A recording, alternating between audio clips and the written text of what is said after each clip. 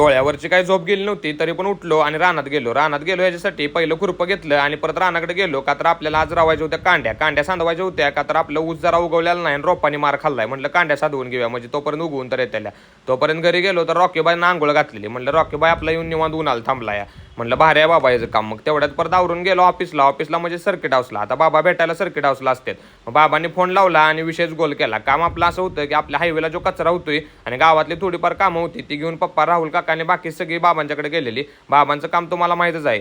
खटक्यावर button जागेवर पलटी असतील. लगेच फोन लावते ते विषय गोल करून टाकतात. लगेच आदेश काढतात की कामं करून टाका. लोकांचे काही कामं थांबली नाहीत पाहिजे. तो आमदारच आपलं दमदार आहे त्यामुळे काही विषय आणि कार्यक्रम आहे.